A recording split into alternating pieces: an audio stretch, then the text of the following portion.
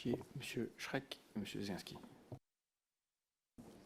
Oui, merci Monsieur le Président. Monsieur le Ministre, en début d'audition, vous avez employé l'expression de développement bénéfique. Vous évoquiez, je pense, par cette expression, la satisfaction de l'offre. Mais quel coût social? Pour quel coût social? Car ce que l'on appelle avec le recul la plateformisation ou l'ubérisation, c'est cependant la généralisation de toutes les mauvaises pratiques en droit du travail. Permettez-moi d'en citer quelques-unes, mais je ne suis pas exhaustif.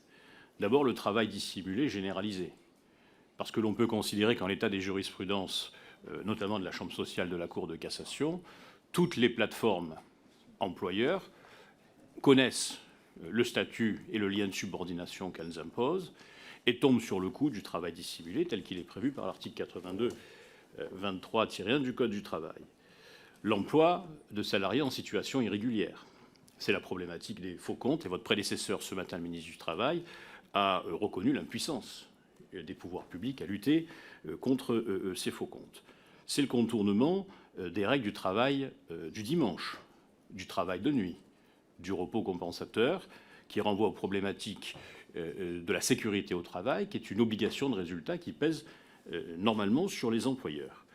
C'est des cotisations sociales par définition éludées, et c'est aussi un instrument de fraude fiscale, et nous avons évoqué les problématiques des terminaux de paiement, ou plutôt de l'absence des terminaux de paiement dans nombreux véhicules.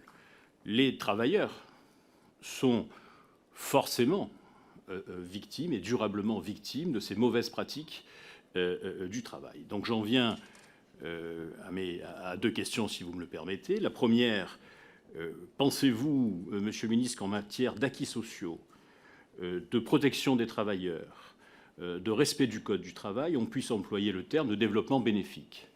Et ma deuxième question, qui fait écho aux propos de Madame la rapporteure, c'est la troisième voie, ce statut ad hoc que l'on voit se dessiner et qui sont souhaités par beaucoup de plateformes. N'est-ce pas quand même, à terme, l'institutionnalisation de ces mauvaises pratiques qui sont révélées suite à de nombreuses décennies de contentieux et de lutte syndicale? Je vais vous proposer qu'on prenne tout de suite M. Zinski, Mme Rouleau, et comme ça, on laissera le ministre répondre rapidement, puisqu'on doit passer après à l'audition de la Première ministre.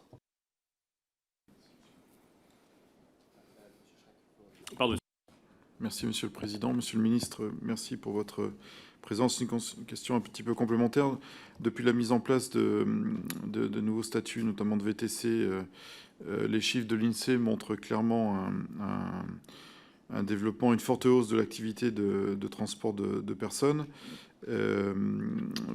Pérenniser ce développement, le rendre plus durable sur les plans social et économique paraît aujourd'hui une nécessité pour consolider ce secteur. On a auditionné également des représentants de nouveaux modèles de plateformes plus coopératives.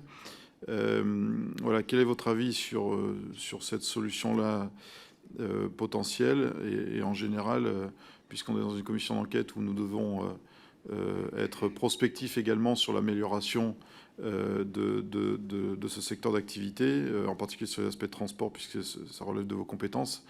Quelles suggestions pourriez-vous, quelles idées pourriez-vous transmettre à notre commission sur ce sujet? Merci. Mme Rouleau, je crois que vous aviez une question. Oui, allez-y. Excusez-moi, Monsieur le Président. Merci. Oui, Monsieur le Ministre, je voulais aussi, à la suite de mon collègue Philippe Schreck, revenir sur les propos que vous avez eus. Vous avez dit tout à l'heure, on préfère un cadre social ad hoc, ce sont vos termes. Et juste avant, vous disiez que la France, justement, avait été à l'initiative, en fait, souhaitait une directive. Et vous avez rappelé que l'objectif, à ce moment-là, c'était la différenciation d'une part et la clarté. Donc, si vous souhaitez aussi un statut social ad hoc, c'est un petit peu peut-être contradictoire avec ce souci, cet objectif de clarté. Et surtout, je voulais savoir ce que vous entendiez par là. Est-ce que le cadre social ad hoc, c'est finalement uniquement le dialogue social et des conventions au cas par cas et donc de la jurisprudence, ou alors est-ce qu'on peut envisager une traduction législative de ce cadre ad hoc, de cette ouverture, parce que j'imagine que c'est peut-être ça, entre le statut du salarié et le statut de l'indépendant, une troisième voie. Qu'est-ce que c'est ce statut social ad hoc, et est-ce qu'on peut imaginer qu'il y aurait une traduction législative au moins sur certains points? Je vous remercie, Monsieur le ministre. Merci beaucoup. Je vais essayer de, si vous m'invitez, de répondre brièvement, mais néanmoins précisément. D'abord, Monsieur Schreck, j'ai parlé d'un bénéfice sur un point, c'est que l'offre s'est développée. Et les 40 000, on va prendre ce chiffre-là, les 40 000 chauffeurs actifs en particulier, je pense que c'était dans un certain nombre de cas des gens qui n'avaient pas d'emploi du tout. On manque encore de recul sur ce sujet. Je vais être très clair aussi. Ce qu'on appelle, il y a des réalités très différentes justement, mais ce qu'on appelle ubérisation, c'est ni mon rêve ni mon projet. Ce que je veux dire par là, c'est qu'il faut être très clair, je crois, quand on est en responsabilité. Qu'est-ce qu'on fait? Est-ce qu'on interdit les plateformes ou est-ce qu'on régule les plateformes? Et aucun pays européen n'a proposé d'ailleurs, ni dans son propre périmètre, ni au niveau de l'Union européenne, des interdictions. Et d'ailleurs, qu'est-ce qui se passerait si on cherchait, je crois, pour être décrété par règlement ou par la loi, qu'il n'y a plus de plateforme? Dans certains secteurs, c'est interdit d'opérer par plateforme. Je crois que c'est ce qu'on appelle la prohibition. Il se placerait exactement ce que vous dénoncez à juste titre, c'est-à-dire du travail dissimulé. Parce que l'outil technique des applications, il n'y a rien de plus facile à développer. Donc je crois que ce n'est pas facile. Aucun pays n'a trouvé complètement la clé. Il y a des positions politiques différentes, mais tous essaient de réguler, notamment en Europe, pour qu'il y ait un cadre social, je vais y revenir, Madame la députée, qu'il y ait un cadre social qui s'applique. Et il y a des débats sincères, si je puis dire, sur la présomption de salariat, sur la présomption générale de salariat, sur la critérisation pour appliquer ou pas cette présomption, pour la différencier en fonction de tel ou tel secteur. Alors, pas sur tous les points. La fraude fiscale, il faut évidemment la combattre, elle n'est pas propre à ces secteurs. Je vais être très clair. Est-ce qu'on était dans un secteur où il y avait zéro problème et zéro fraude, je parle du T3P, avant l'arrivée des VTC? Est-ce qu'on avait partout des terminaux de paiement électronique qui permettaient de s'assurer que le consommateur et l'usager étaient bien servis et qu'on retraçait tous les frais financiers? Je ne suis pas certain. Est-ce que l'arrivée des VTC a aussi permis aux législateurs, d'ailleurs, d'appliquer des règles nouvelles qui bénéficient à tout le secteur? Oui, je crois. Est-ce que le service est meilleur? Oui, je crois. Est-ce que la régulation est renforcée? Oui, je crois. Est-ce qu'il faut aller plus loin? Oui, je le crois aussi. Et on va être très honnête, le travail au noir, le travail dissimulé, ce n'est pas propre à ce secteur-là. Et les secteurs, si je puis dire, bien plus traditionnels, qu'on n'a pas interdits, comme le bâtiment et les travaux publics, où on sait que les choses existent aussi et qu'il faut les renforcer par les moyens d'inspection du travail, par des sanctions exemplaires, etc. Donc oui, bien sûr, il faut organiser, réguler ce secteur, et nous ne sommes sans doute qu'à mi-chemin de ce travail de régulation nationale et européen. Donc c'est dans ce sens-là que j'ai dit qu'il y avait un service qui s'était développé et je crois amélioré, mais bien sûr une protection sociale, je vais le dire de manière générique, à apporter, et on n'est pas encore au bout de cette logique. Si vous me permettez, je vais ainsi passer à la question de Mme Rouleau, et je reviendrai à votre question, monsieur le député Guinski. Quand j'ai parlé de différenciation et de clarté, clarté, ça veut simplement dire que ceux qui sont concernés par les règles, les plateformes comme acteurs économiques, surtout les livreurs, chauffeurs ou autres travailleurs des plateformes comme bénéficiaires de cette protection, il faut qu'ils comprennent comment ça s'applique. Si la directive est peu compréhensible, pour le dire comme ça, parce que les critères sont trop nombreux, parce qu'ils vont être appliqués du coup différemment d'un pays à l'autre, je crois qu'on n'aura pas une protection satisfaisante. Il faudra remettre l'ouvrage sur le métier. C'est dans ce sens-là. Et différenciation, parce que oui, je l'assume, je le redis en réponse à la question de Madame la rapporteure, que c'est la question des livreurs et la question des chauffeurs, et sans doute un secteur où socialement il faut des règles plus protectrices que dans d'autres domaines où il y a des centaines de plateformes, voire des milliers de plateformes qui sont une réalité très disparate. Le chauffeur Uber, puisque vous avez utilisé cette plateforme, ou le livreur Deliveroo, oui, ils doivent faire l'objet d'une protection, je pense, renforcée à l'évidence. Vous me parliez, Madame la députée, d'un cadre social ad hoc. Cadre social ad hoc, ça ne veut pas dire cadre mou.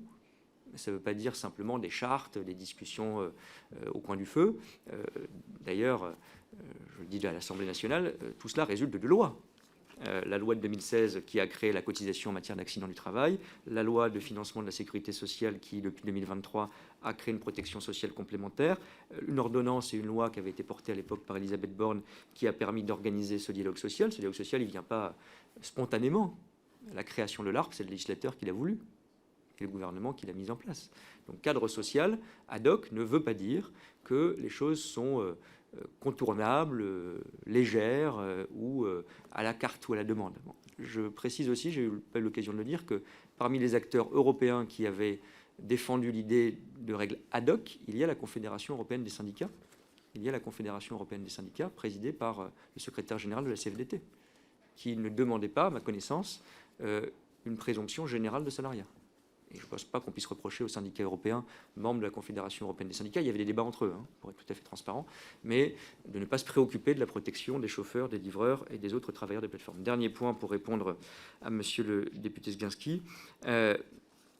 Oui, il y a sans doute, je crois que le directeur général du travail a donné cette indication, actif, plus de 100 000 travailleurs des plateformes en général, avec des situations là encore très différentes.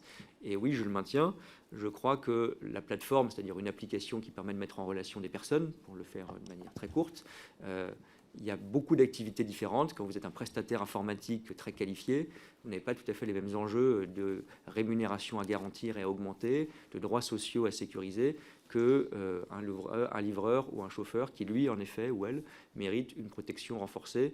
Et je le redis, je pense que nous ne sommes pas tout à fait au bout du cadre législatif, réglementaire et européen que nous devons appliquer. Et je comprends aussi que c'est l'un des objets, espérons avoir pu contribuer à l'éclairer, du travail de votre commission, Monsieur le Président, Madame la rapporteure.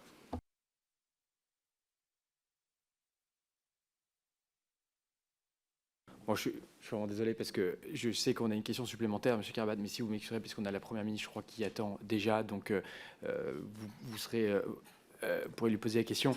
Je vais suspendre maintenant. Monsieur le ministre, je vous remercie de votre disponibilité et de vos réponses à la commission d'enquête. D'ailleurs, je précise que nous pouvons aussi vous transmettre par voie écrite les questions supplémentaires, que nous aurons peut-être d'ailleurs des demandes de documents, mais dans l'intervalle, je vous remercie et je vous souhaite une excellente journée. Je vous remercie.